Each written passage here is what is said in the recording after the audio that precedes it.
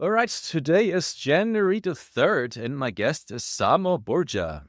Samo is a researcher, strategist, and founder of Bismarck Analysis and on the editorial board of Palladium Magazine.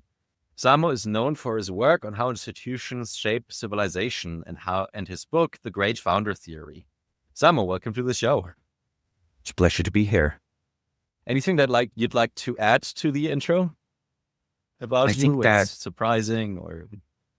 Well, I think that what is interesting about the book itself is that it is my attempt to try to explain as many of the social phenomena that shape our world as possible. It is supposed to be, in a way, a theory of history, but it's supposed to also be eminently applicable to the present. And, essentially it deals with the mystery or the question, where do institutions and organizations come from? From a distance of 10,000 feet, it can be tempting to attribute everything to social evolution and reinvention and trial and error. But when you look closely at any given instance, any given example of a well-working institution, organization, especially anything on a new and different social principle, it seems all assembled on the spot. It seems to come into being within a decade, maybe two, and usually led by an individual or a small group of people. Yeah, that's where I'm really looking forward to get into during this whole podcast. So much of what we're talking about is how institutions allow us to do things or prevent us from doing things that could advance civilization. And so sort of the institutional and organizational mechanisms that promotes growth or stagnation is very much at the heart of this podcast. These are the questions we will get into. Some of the Great Founder Theory confirms a lot of my intuitions. With others, I'm still not there yet. So I'm really excited to kind of test out some of these things.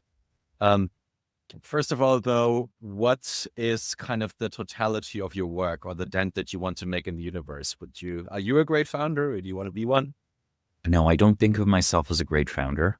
I thought of myself for the longest time as a scholar because I spent a lot of my 20s essentially doing self-guided social science research. I had the privilege of getting a few positions at various nonprofit organizations over the years, including the Long Now Foundation, Interval, Foresight, and these allowed me to study these questions. After a while, though, I figured out that it was possible to provide direct economic value and assistance to other decision makers. So I then started thinking of myself in this broader, again, historical archetype of an advisor. So someone that has a set of specialized knowledge that hopefully helps the live players of the world. Now, we've not introduced the concept of a live player, but it's a term I coined 2017 in an essay. I contrast live players versus dead players. A dead player in, a game or the game of the world, right, would be someone that is following a pre-existing script. No matter how brilliant the script is, no matter how brilliant the chess play, if someone was merely following from the rule book, they would always be beaten by a live player. That is someone with actual chess expertise and ability to deviate from known plays. Now, the real world is much more complicated than a game of chess. It's also not necessarily zero sum, but I think it is a surprisingly powerful framework. So live players are individuals and organizations and groups that can go off script. And I think it's almost always this quality that shows itself over and over again. And this is why you do see individuals who jump many disciplines and are successful at all of them, have undertaken many different projects and are successful at all of them. Back in 2014, when I used the example of Elon Musk, that was a good example. Now it's not. Everyone uses Elon Musk as an example of everything. So let's talk about others, right? There might be, Jeff Bezos might be a good example. In politics, let's put it this way. I don't like Vladimir Putin, but it's undeniable that politically he's a live player. He made the Russian state do things it hasn't done in living memory, such as, try to conquer and annex an extra country. again, not necessarily a super moral thing to do. Clearly, how hard is it to get the US federal government to do anything? Imagine how hard it is to get the Russian federal government to do anything. Okay, that's an indicator of being a live player. So live player just means this proven ability to go off script and succeed in multiple domains. You don't always win, right? You don't always win, but you have done it at all. And I think the default we should just expect to be failure, because that's what someone that is a dead player would encounter if they went off script and were pursuing something new. Again, a dead player can be a very competent and economically useful individual or organization. It just means that they are at the mercy of their circumstances. Needless to say, every great founder, so that is an exceptional individual that sets up an institution, an individual or a small collaborative group of people that sets up a great institution that comes to shape the fabric of a civilization. Well, they're by definition live players, but not every live player is a great founder. And I think this terminology, very useful for looking at the world. There are not that many great founders in the world in the sense of reshaping all of human civilization, just to show you how high the bar is. To abuse the example of Mr. Musk again, if he creates a Mars colony, then he's a great founder, especially if he sets up like an independent society. But just making the really good rockets, well, that's a very good founder, but not a civilization scale great founder yet, right? And for past examples, I would name Charlemagne, I would name, Confucius, Napoleon. yeah, and so on, right? Because again, it can be someone who starts a new religion or a school of philosophy. It does not have to just be, a king of some kind, not at all. Yeah. So these are kind of not the appointees like the Caesars, for example, but these are really the ones that fundamentally disrupt or change or build new institutions. Exactly. And that's how sort of in a way, great founders theory is a variant of so-called great man histories. However, I think great man histories were unjustly discarded in the 20th century by academics. And the reason is the following. They basically wanted to have a dialectical materialist view of history. And the view was that, okay, the masses of the people are what truly matters, because this underwrites, everything from like moderate left to all the way socialist communist politics. And these were very, very popular in the 20th century. I think we also acquired a distrust of hero worship, because of the events of World War II and so on.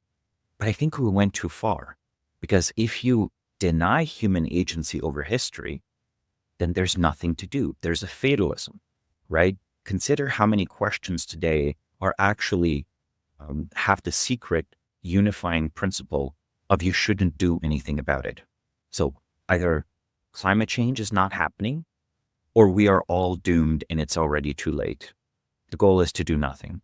Either, AI risk is impossible, or the AI apocalypse is inevitable. Either way, you should be vaguely depressed and live in Berkeley or something like that, right? And, retweet either Eliezer Yudkowsky or Beth Bezos, whoever you prefer.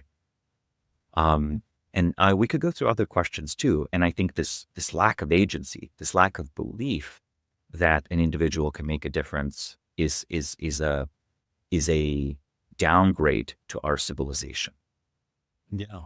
So you're answering questions I was about to ask, which is kind of what is the theory kind of directed against, right? Because it seems to me there is a mainstream history view that kind of traces back and the world we live in to great men, right? To Napoleon, to like all these like various treaties, to like a Stalin or whatever. So it doesn't seem to me it tends to be critiqued in the academic literature. It's more grounded in popular understanding. And because of that, you don't often have anyone try to systematize or write about it. They might write about a single exceptional individual, right? And they might note about, they might write about the institutions they built, but they don't try to harmonize, say, the obviously accurate understanding that such individuals matter immensely, with the also quite good argument that, the code of laws of a country matter and the culture of the country matter. And my sort of answer is like, where do you think the laws and the culture and the institutions come from? We must have a theory of the origin of these so-called structural forces. And when you look at that theory, you realize that often it's it's very path dependent, and the path often is just these great founders, right? Where, someone might reform a previously tribal society into a feudal society, and so on and so on. Interrogate that idea of it, and I'm curious about the example of Stalin. Because on the one hand, Stalin is an appointee, right? So he rose kind of through the ranks. He initially took a big bet or risk on the Bolshevik Revolution, but it was actually staged by Lenin.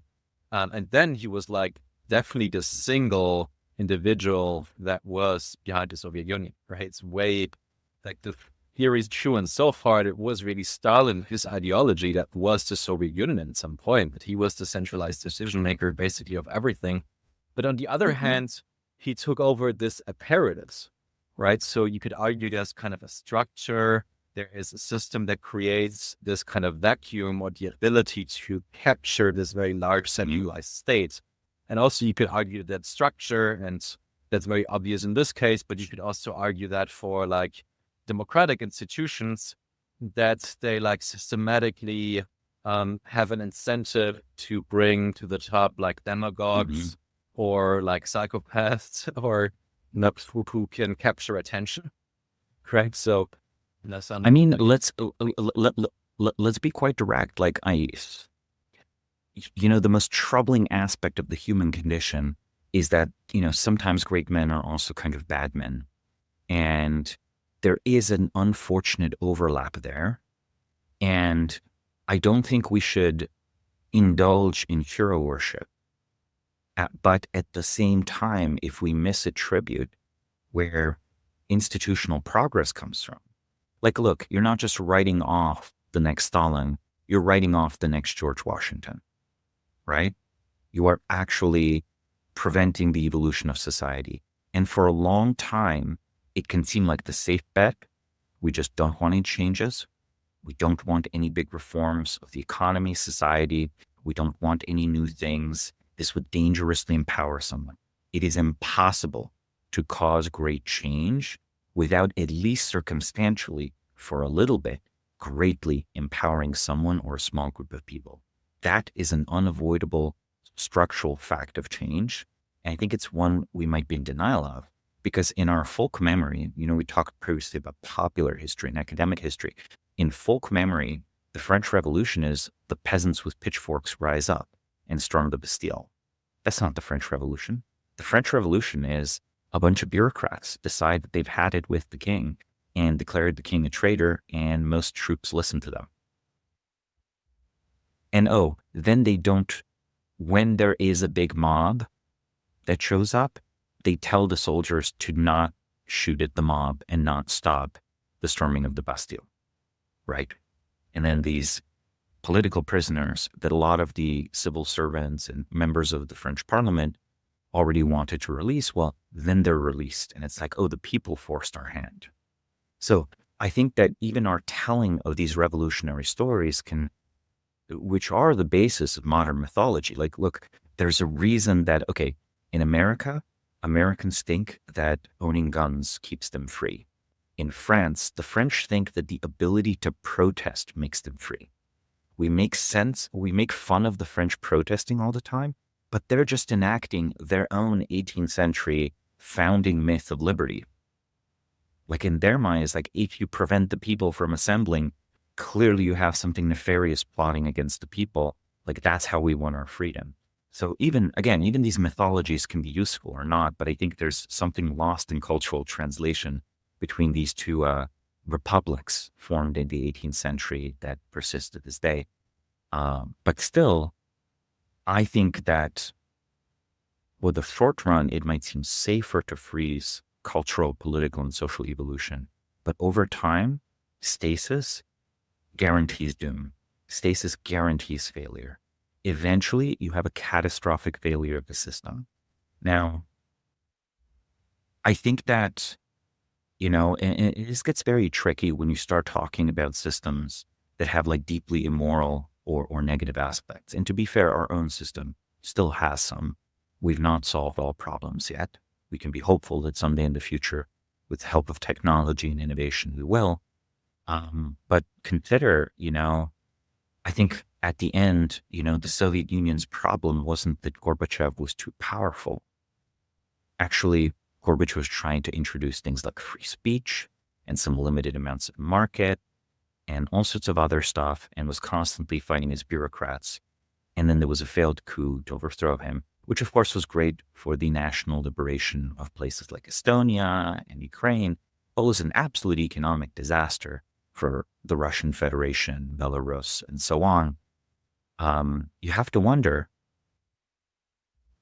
if Gorbachev had the ideas of Deng Xiaoping and as much power in the Soviet Union as Deng Xiaoping had in China, and had the agency and the puzzle dive player enough to affect that transition, possibly the collapse of the Soviet Union as we think of it wouldn't happen. It would just be a severe 1990s economic crisis and then an early 2000s slow industrialization. Nothing quite China-like, but perhaps something more similar to what you saw in Polish economic performance afterwards, right?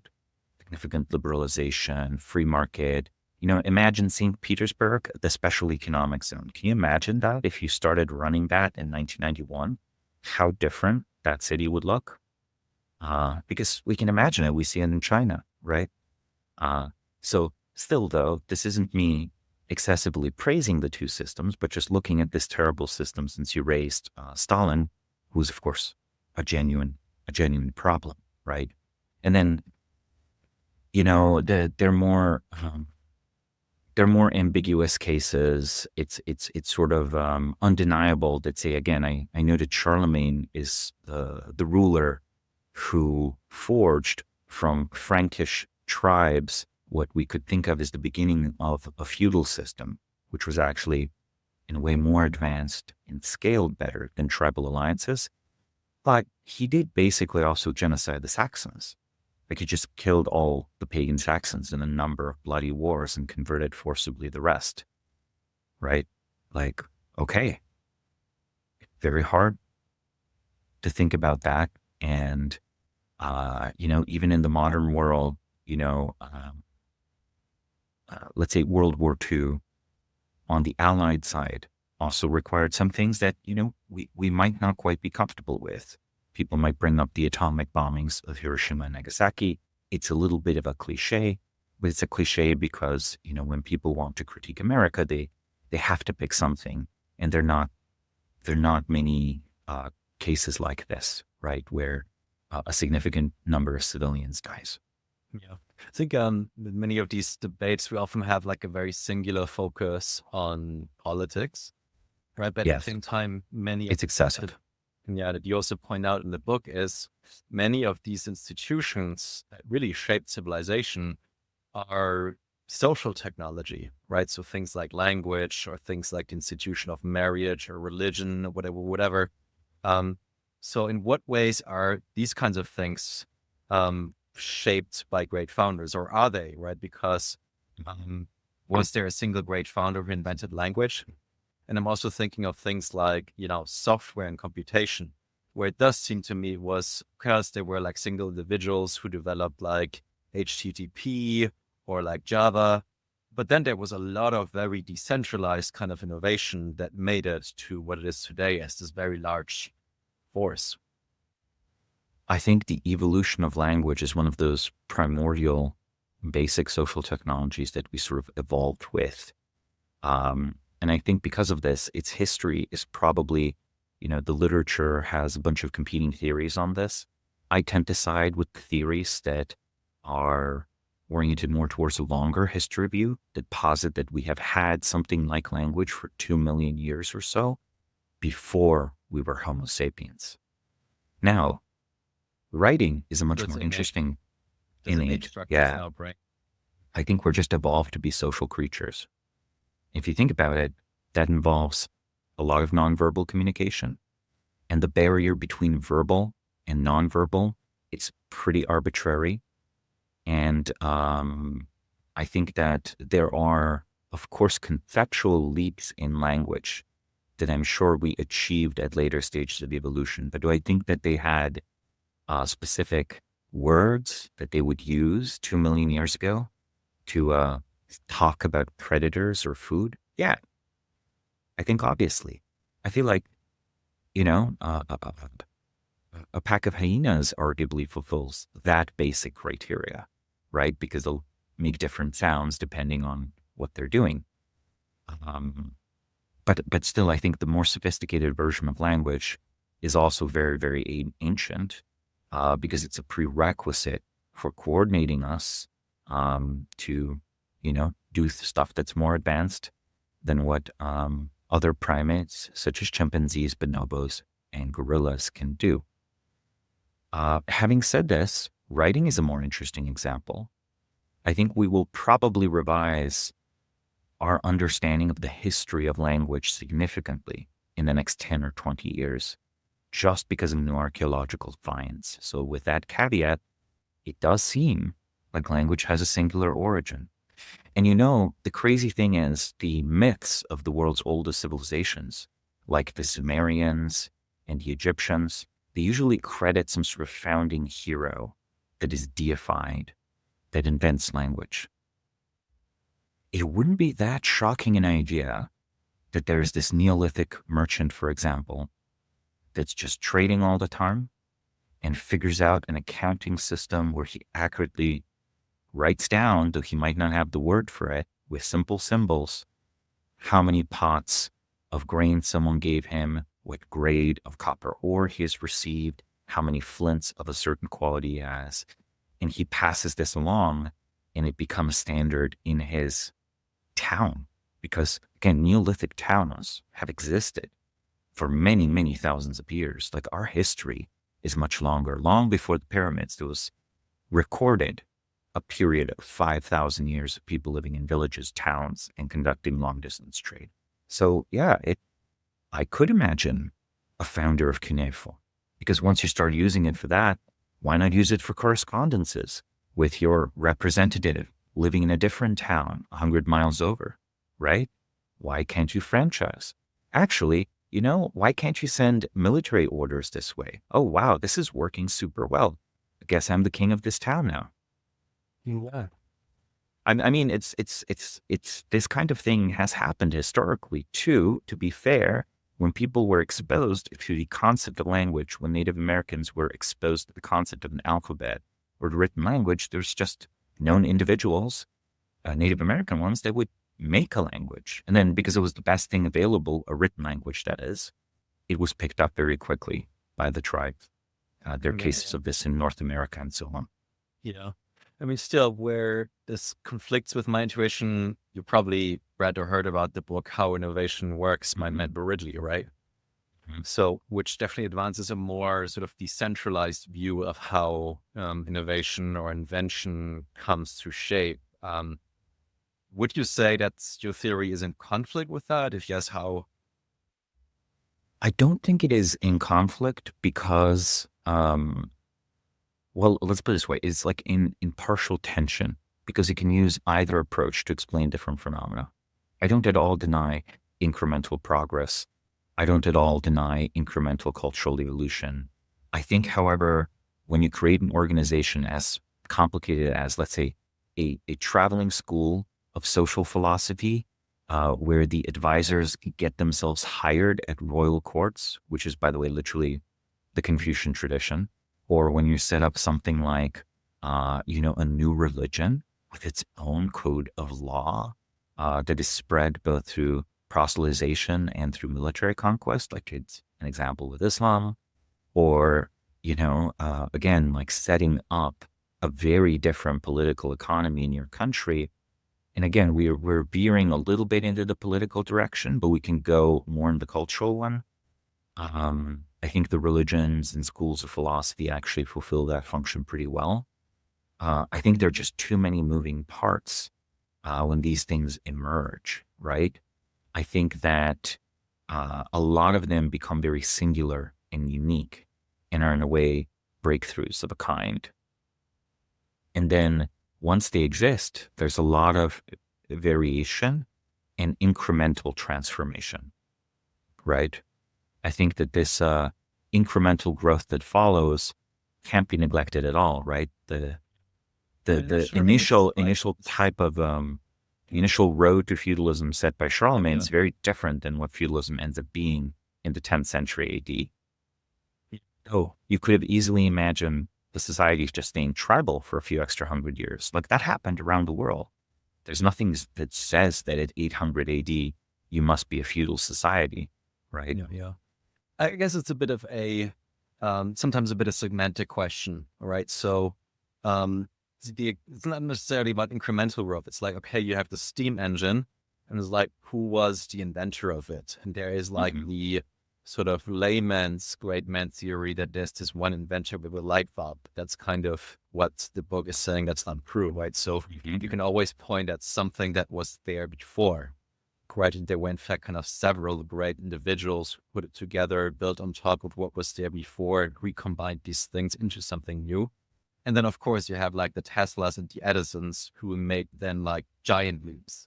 So of course, it's a bit of, of course, those were great individuals who made enormous leaps, and without them, there would be a very large delta as to what happened versus what would have happened if they didn't do it. But then there's always something that they build on top of, right? So I think in this way, you can kind of put those two together. I think that what should be understood is that all knowledge, knowledge and skills don't actually reside in books and hard drives. Maybe they will once AI is properly agentic, but for now they only exist in human heads. It's like human behavior that enables every single technological system around us. Our machines, were humans to drop dead tomorrow, would lie lifeless and helpless. And I think we should remember that that's still true. I think we sometimes become intimidated by the sheer complexity of, let's call it our extended phenotype, because it kind of is our extended phenotype. Just as the beaver can't survive without the beaver dam, I think Homo sapiens cannot survive without a pretty large technological toolkit. Now, to us, the technological toolkit of a Neolithic tribe seems infinitely less advanced than our own. I think from the cosmic perspective, the two toolkits are not that dissimilar. We burn things. We burn things to boil water, and now we figured out how to use boiling water to move things. It's kind of funny. Like we actually, a nuclear power plant is still just boiling water. In a way, it's still a steam engine. There's a turbine, sure, but it's surprising how consistent human activity is over time, right?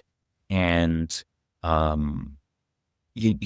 like the question of how do you sustain advanced technology, it's not a trivial one, because societies in the past have lost technology, not just through, say, a catastrophic collapse, like, say, the Bronze Age collapse, 1000 BC in the Near East, where bronze working stopped because long-distance trade was interrupted.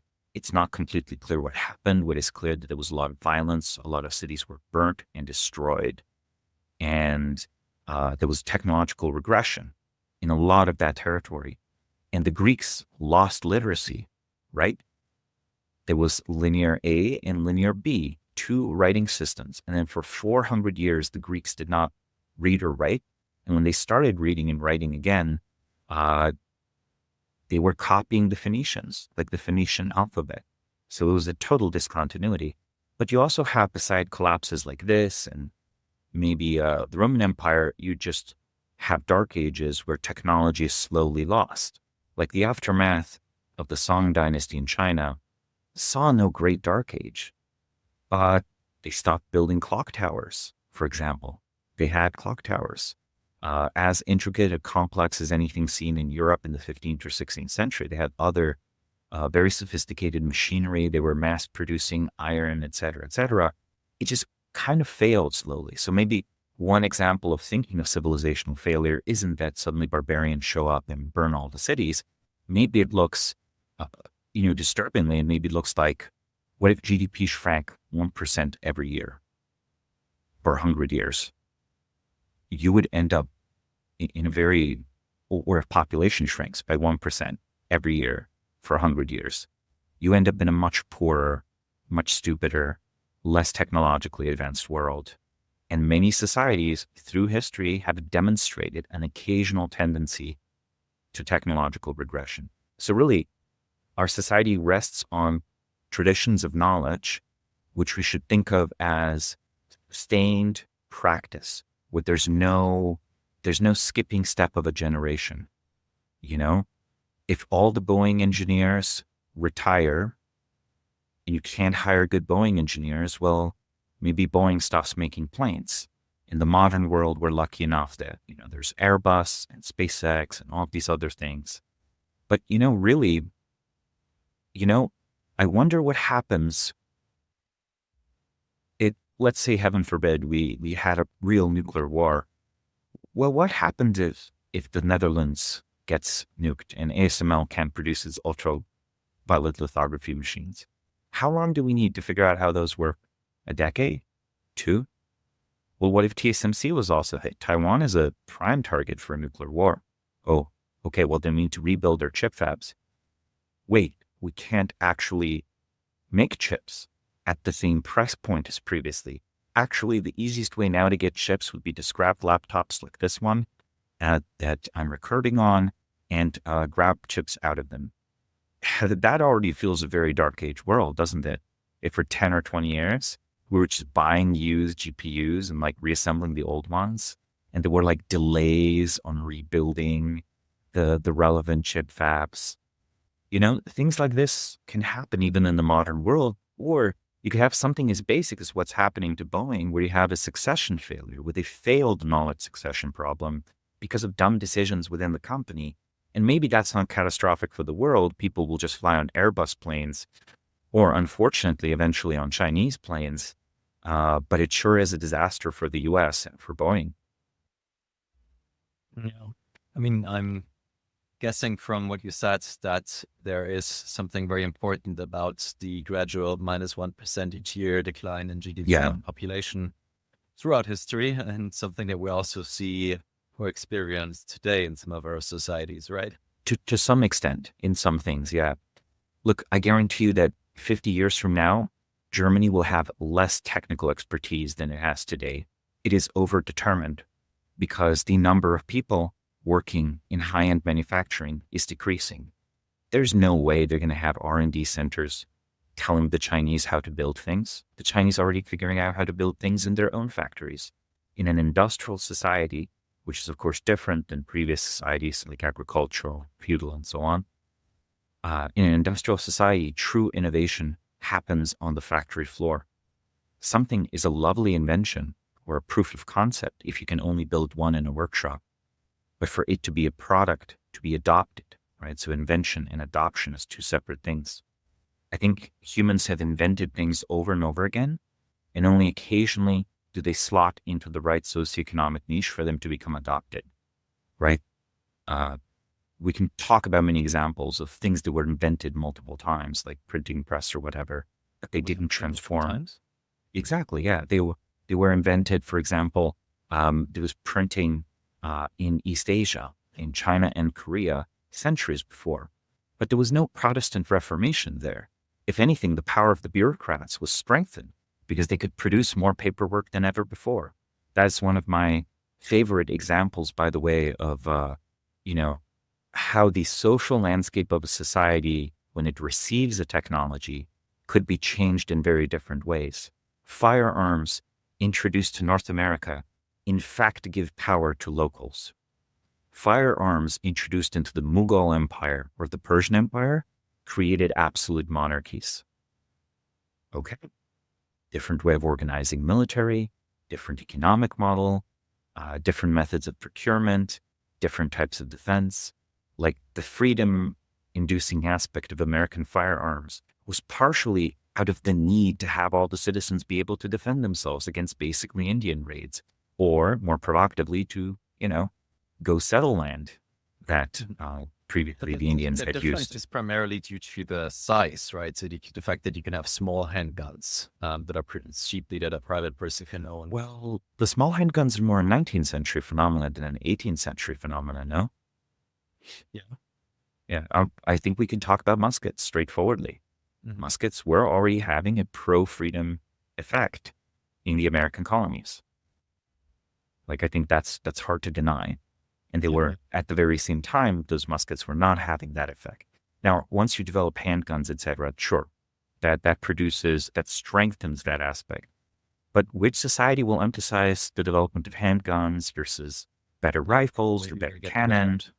Yeah, it's like once you get in that path dependency, it can be very natural to advance along a certain line and not another. Look, in Japan, they had muskets, and, once the Japanese people were united, once all the islands were conquered under a single shogun, the shogun was like, well, we have to have the samurai do something. We don't want the samurai to be overthrown, so firearm ban time. And then they didn't develop them further. Yeah. What other things have we forgotten in terms of technology? I'm thinking quite obviously, at least in Western civilization, to build like cities or like buildings with architectural style. I mean, partially, but, let me say the following. Until Starship flew, we clearly had lost the knowledge and ability to build heavy lift vehicles like the Saturn V. So Elon, in a way, recreated it. Now, by recreated, I mean did not copy that same design from the 70s.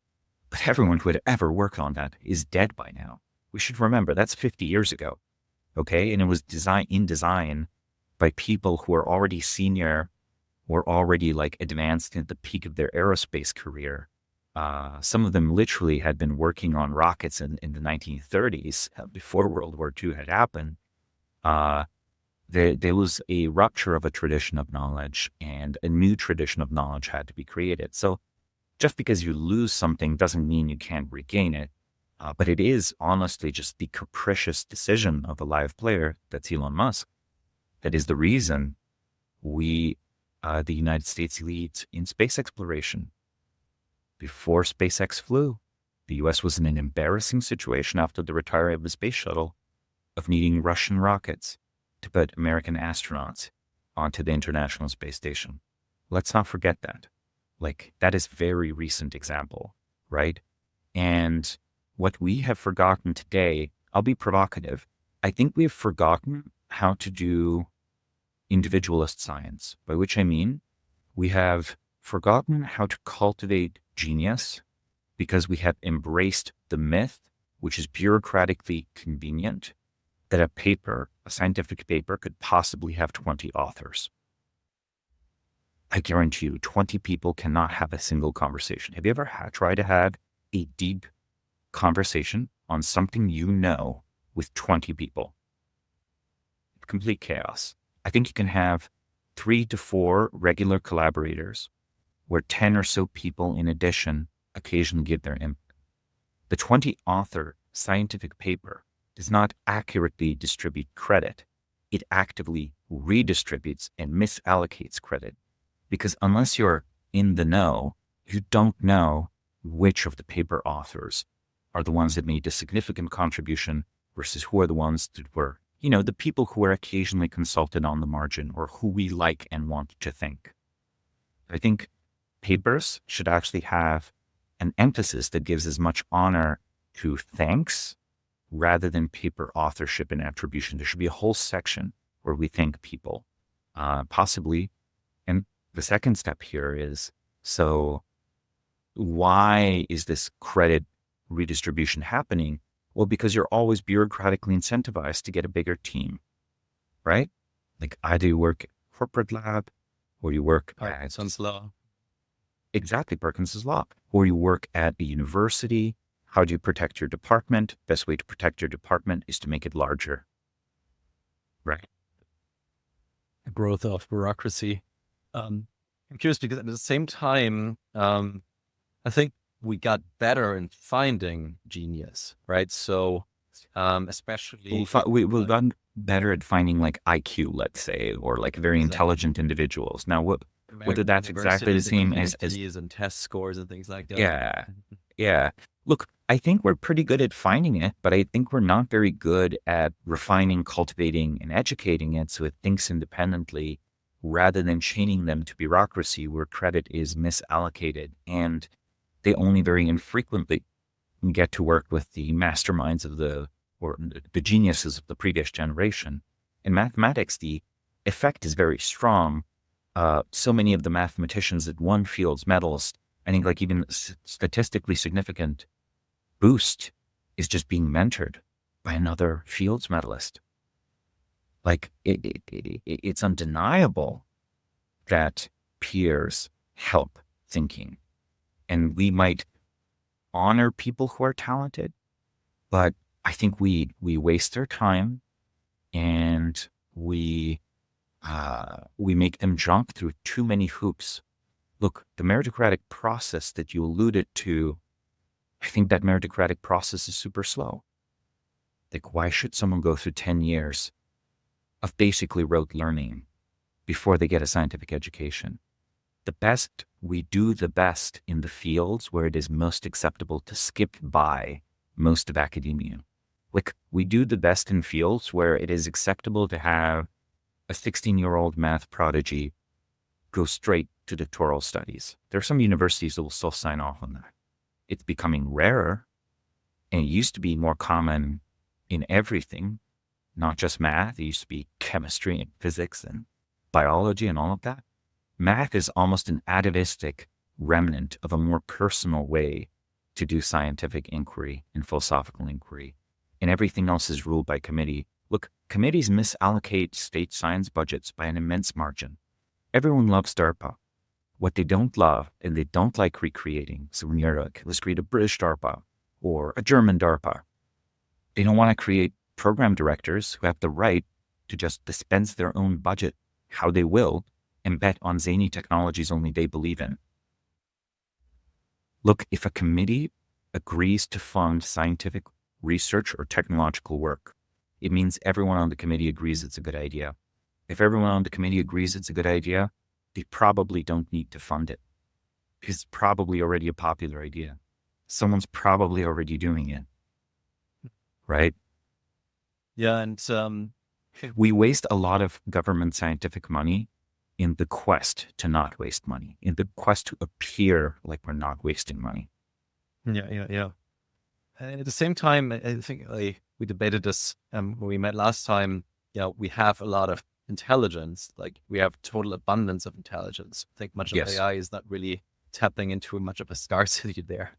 But what we don't have, or what's the scarce factor, and it's probably going back to the live action player idea, is courage, right? So very often it's just that you need to want to do something that's unpopular if you really want to change something for the better in many ways, right? I think popularizing things is very important for maintaining the level of technology. I think in my view, it is less something that drives it, but more something that maintains it, but it's super important. For example, we talked earlier a little bit about the Bronze Age collapse. Iron is much more abundant in ore. Copper and tin need to be mixed to make bronze, and for various geologic reasons, they don't tend to be found in the same region. So you rely on long-distance trade. Also, iron mines are much more distributed in a way. You can mine iron in England, you can mine iron in Spain, you can mine iron in Anatolia, in Japan, wherever you want, anywhere on the planet almost, you can find a viable iron mine. And the same is not true for the prerequisites for bronze.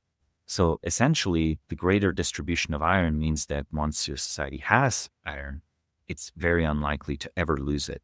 And I don't think we have that many clear-cut cases of that technology being lost of iron smelting. We do have other clear-cut cases of societies regressing from bronze working, to give an example. Another one is, I think, agricultural progress has been very steady for a very long time. Why? Because crops and animals replicate themselves without advanced human knowledge. You can make a breed and you can maintain a breed even after you stopped selecting them, let's say, but you'll still want the animal to be useful. It's the only piece of self-replicating technology that humanity has are the plants and animals we have domesticated, right? And that's why I think you see incremental progress in agriculture. And it distributes itself, right? It distributes itself among enemies. Again, the example of Native Americans adopting horses and making horses very quickly a central part of their culture. That was just diffusion from their Spanish and later the English. It was something that was very quickly adopted because, you didn't need a big technological base to help horses reproduce and to keep horses safe and to tame horses, right? So the idea that civilization advances with the tasks that they can perform without thinking about it or having like the explicit or articulated knowledge of them. And also universal literacy. It's clearly a significant and positive backstop that prevents all sorts of cultural memory being lost. Like elite fashions change all the time. And if you were listening to elites, old schools of philosophy, as soon as they're no longer popular at court, would vanish, right? Sometimes violently.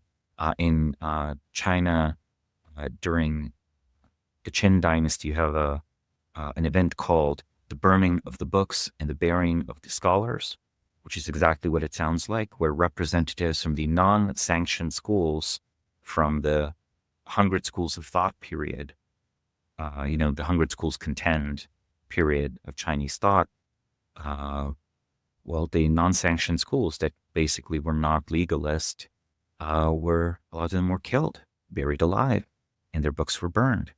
And there was just one official philosophy. And you know what? The more literate your society is, the harder it is to get all of the forbidden text, right? The harder it is because it's like if you only have to repress ideas in elite circles, that's easy because elites are by definition small. If you have to repress ideas in a broader, educated and thinking population, or at least a reading and literacy capable civilization, that's harder. So I think that though there's a very unfortunate thing where I do think cloud computing has moved us back to a centralized era. The cloud is always someone else's computer. Grok just runs on someone's supercomputer. Your Kindle books are just stored on the cloud. This means on someone else's computer.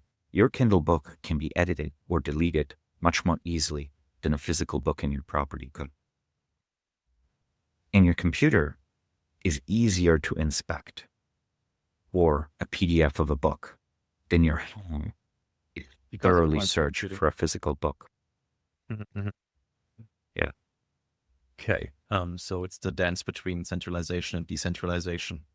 Exactly. And we can totally find technological solutions for the problem I just pointed to. But let's be real. We are always, we are one big cyber war away from a digital dark age. How hard would it be to create an AI that hunts the entire internet in every single computer to delete a single PDF so that no PDF of any computer that touched the internet exists? I think look at Stuxnet. It's not even an AI program. I think this type of cyber warfare could be the worst information disaster in human history once AI becomes just a little bit more advanced. We could have a neo-dark age. And I think we should be preparing for that and hardening technology to make things like this difficult or impossible, at least to completion, right? There should be a technological set of safeguards. Everyone thinks someone does them, but note the Internet Archive is being sued out of existence. I don't know if you've heard of that. No, I didn't. Yeah, look it up. So even things we just think of as internet infrastructure that's already been handled, such as dead links, being able to retrieve an earlier version when the dead link wasn't dead. And look at a 10-year-old website. About 60% of the links will be dead. We've not yet checked how many links are dead in a 100-year-old website because we've never had a 100-year-old website. It might just be 99%, right? And if you have no service like Internet Archive, because Elsevier or whoever decided to sue them into the ground for copyright infringement, well, maybe computers have not been good at record keeping. I think they facilitate communication beautifully. They facilitate access to information, but I think they actually fail at record keeping. So we're a very precarious civilization. I think, scrolls might turn out to be safer. I mean, Nat Friedman right now spearheaded a project to recover scrolls that were literally charred in a volcanic eruption, right? The Heracleum scrolls. I don't know if you've had him on your show yet. Okay, but I would recommend him as a future guest. He wants to come on, let him know. Yeah. I'll recommend your show. But still, like, that's how robust these things are. I'm not sure a laptop would have survived a volcanic eruption. Yeah. I mean, I was thinking that before when we talked about great founders and how fragile progress really is, because we would probably both conclude that at any given point, there is like a limited pool of these potential great founders. Maybe it's a couple of hundreds, maybe a couple of thousands, that have like a very singular combination of attributes, such as high intelligence, high energy, courage, whatever. And, you can quickly be, decimated because of like some disease, or you can just have a very authoritarian society that like suppresses that kind of individual initiative or risk taking. So, and that can then make a huge difference, because any of these individual like great potential men or founders could, make us 10 or 20 years faster in any given technology that could then compound. So there's a lot of fragility around very few people and how it makes us end up as a society or civilization. I'd like to talk a bit about the idea of governance futurism, which is kind of the tagline of Palladium Magazine that you're editing. It's kind of the industry that I work in. So I see a lot of the potential for progress. The more realized it is, really depends a lot on governance structures, incentives. Much of it is law, but it's not the only thing.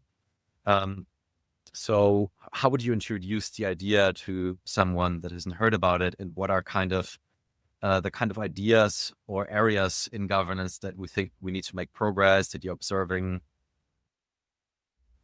I think that, the tagline of Palladium Magazine, which is a San Francisco, nonprofit, nonpartisan publication, there is no paywall on the website. It is available to the public. It is for the public benefit. It is sustained by the membership of the magazine.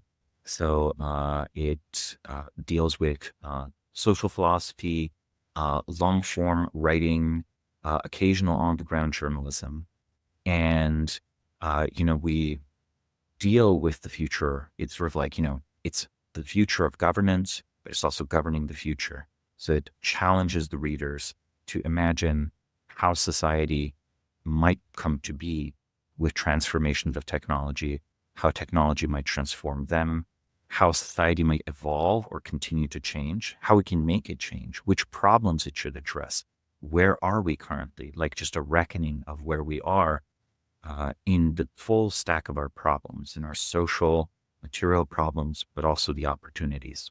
To give an example, because I think some of these pieces illustrated super well, we had every quarterly issue of the magazine deals with a different topic, right? And for example, some of the points I raised about the centralization problem of knowledge were raised in issue 5, which was titled Centralizing Society, because it just noted that society was being centralized in that era. This was a few years ago.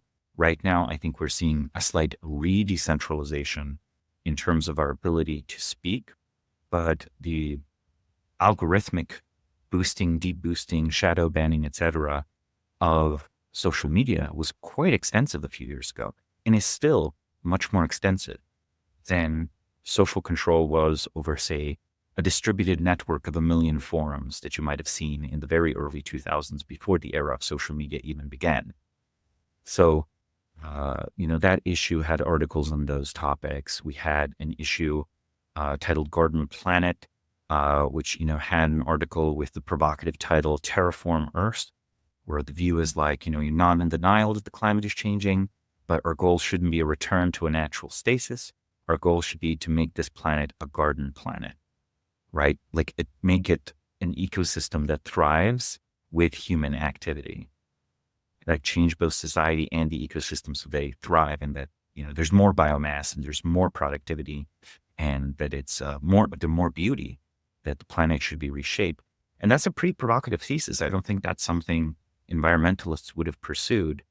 There's also an article titled Greening the Heavens, which produced this moral case for expanding all forms of life, not just human life, off of Earth, right?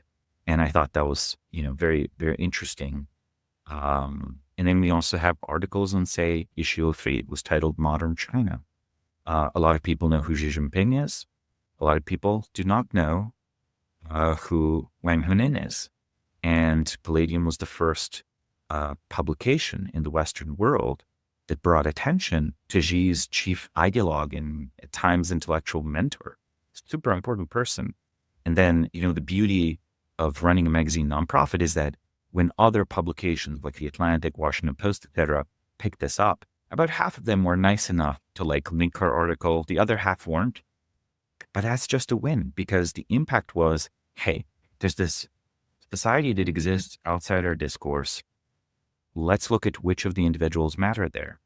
We also had sent a journalist to Xinjiang to basically report a little bit undercover on the state of the surveillance state there, because it was a very disturbing set of reports in the early 2010s that continue to this day about very substantial use of digital technology to aid in the control of the Uyghur and the sort of logistics of the re-education camps, right? Which, again, the New York Times wrote on some of that, but they didn't focus on the technology aspect. So part of our mission is also just observing this world. We also had an article by Vitalik Buterin titled, Why I Built Zuzulu.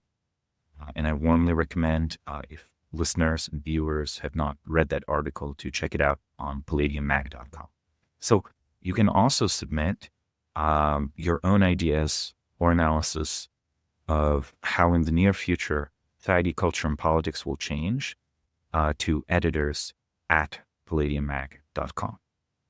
Yeah, was about to call out that article because it's my industry, right? I'm in a special jurisdiction in Próspera, which is also kind of the space of governance innovation.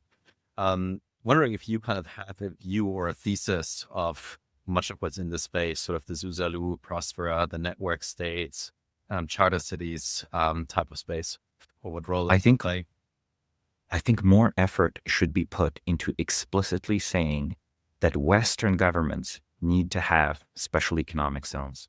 Look, 10 years ago, and it's still completely still true, that charter cities could be a wonderful tool for economic growth in the third world.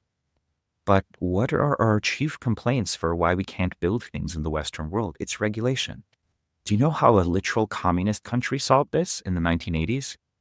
China just needs special economic zones. Look, if China could do that, why can't we?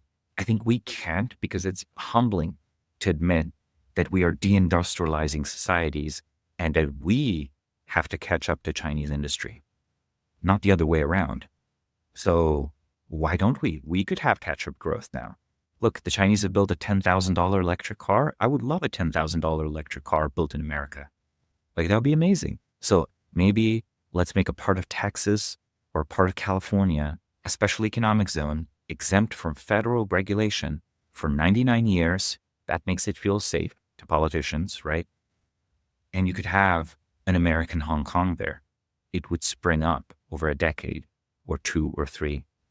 And it seems very far-fetched to convince any Western government, be it the United States or Britain or France or Germany, to go for this.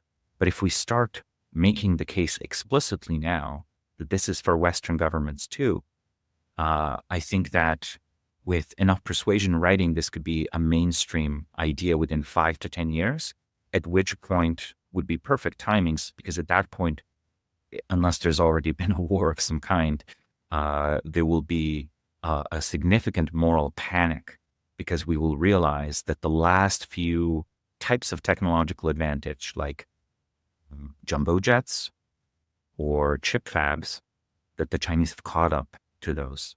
Or honestly, space. China has a private space industry. Their launch costs are already second lowest in the world. They're far behind SpaceX, but the gap closes over time. So even these three areas, like they will catch up. And at that point, I think we will be tempted to be demoralized. I don't think that's the right call. The right call will be, we will reform ourselves.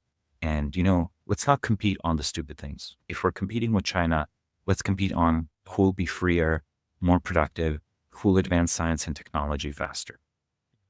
I mean, and I could say this with... Not on who gets more control of their citizens first, right? Let's not race on that way.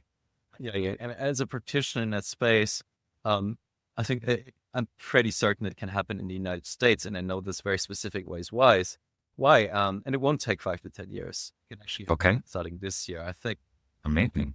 Now is the best time to do it. And it's like very specific reasons and pathways. One is stateside reform, so that more is possible there than people thought. It's just hasn't used enough. Second is Native American reservations. The third is interstate compacts, right? So Trump vaguely hinted at something called freedom cities. These are all like mechanisms that are possible within the Constitution where we actually already know how to do it.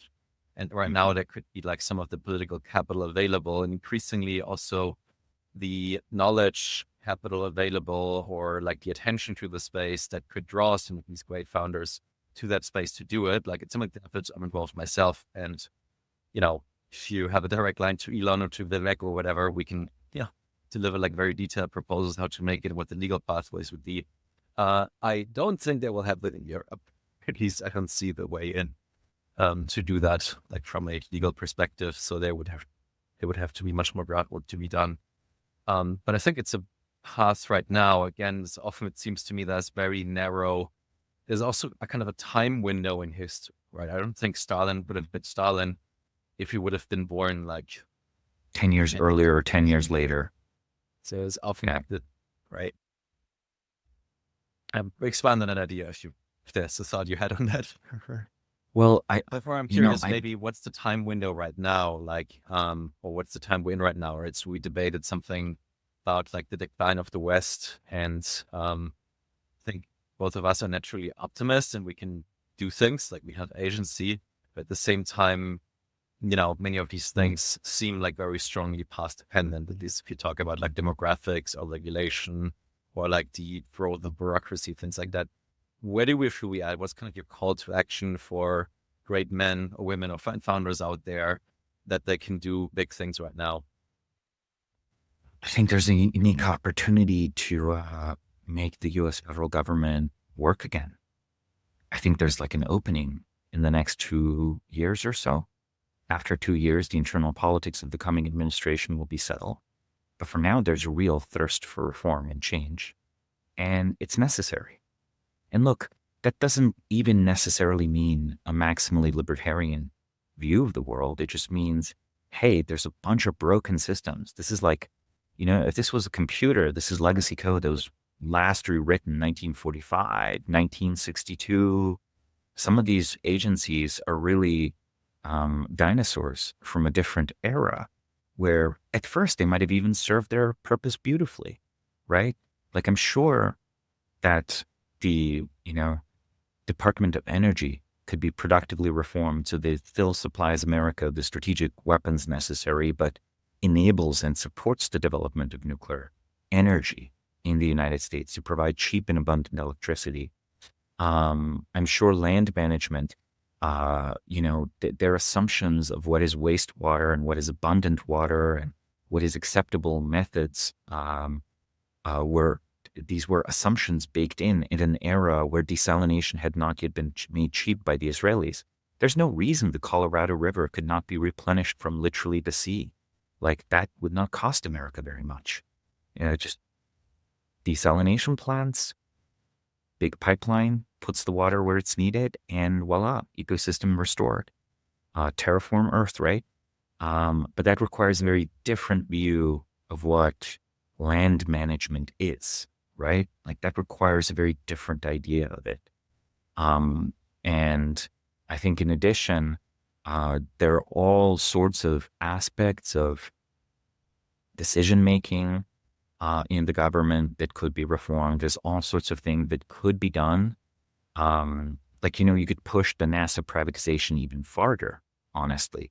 Like, I think that it's worked beautifully with SpaceX. It's sort of like, well, let's imagine the US government is like, we're not going to spend much more on NASA, but we're just going to take NASA's budget and, Elon, here's NASA's budget for the next 4 years. Here are the milestones. Do you think you can do these? Like, let's sign a contract. Let's do it. Why not? I mean, this would be very upsetting at people at NASA to hear, and I'm not anti-NASA, but it's actually a fun thought experiment. Like, what if you just fired NASA and rebuilt it from scratch? Would you hire the same people? Probably not, actually. And which other parts of the government is this also true of? And the political moment seems uniquely predisposed to this. Now, it's possible no one will seize it. I am very cautiously and I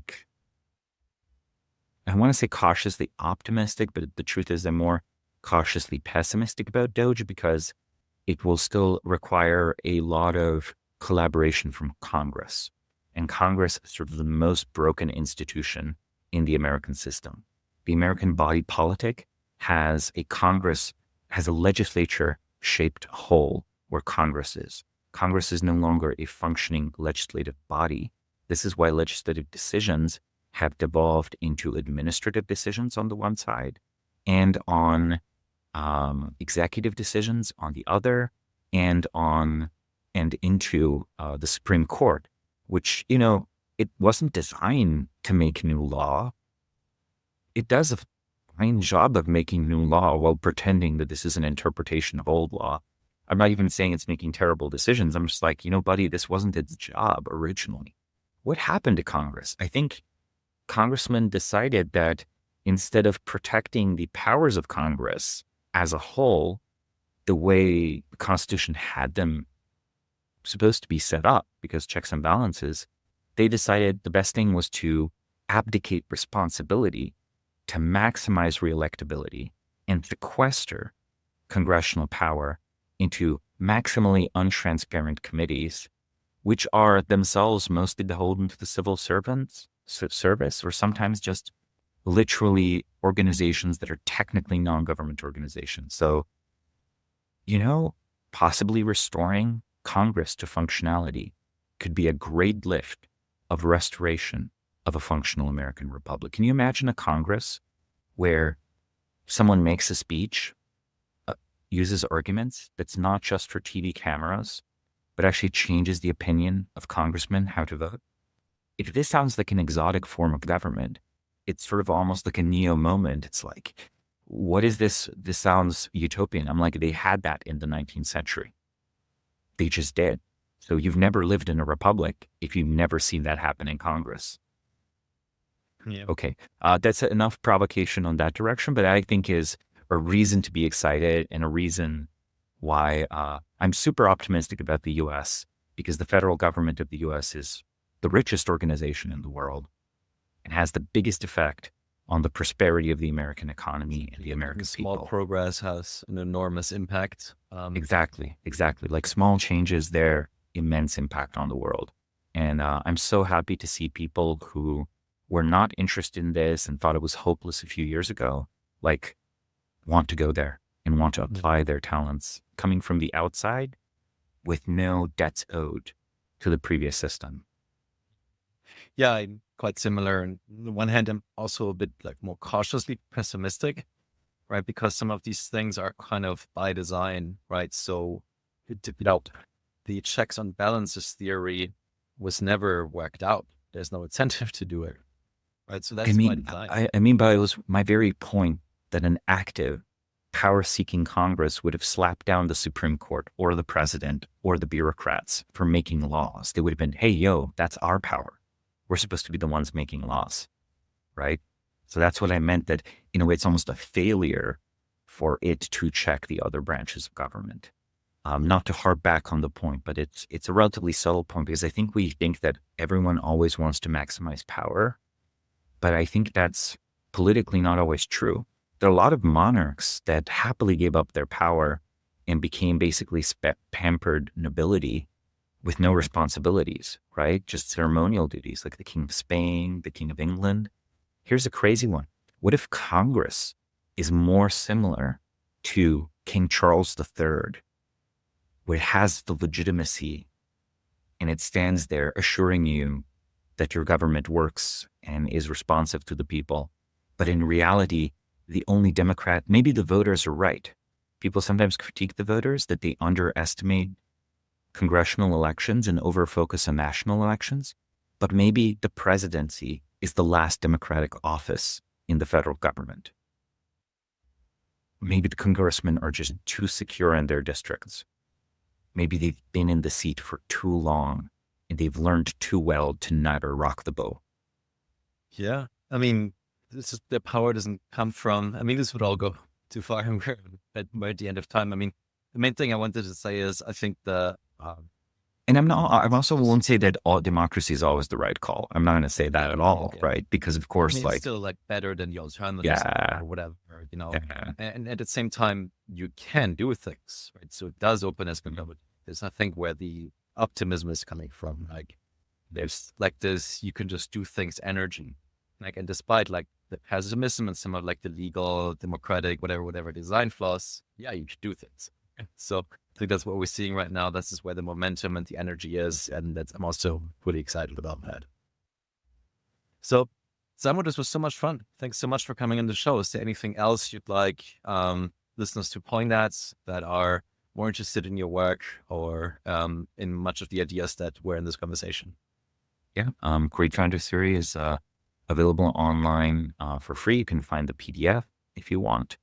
I warmly recommend subscribing to the Bismarck Brief, which is the sort of economic open source intelligence newsletter that my company publishes. And of course, checking out palladiummagazine.com, which is this nonprofit effort that I also lead and support. Consider subscribing to either one of those. You will be very well informed, and there's a lot of thought-provoking stuff from many very smart people.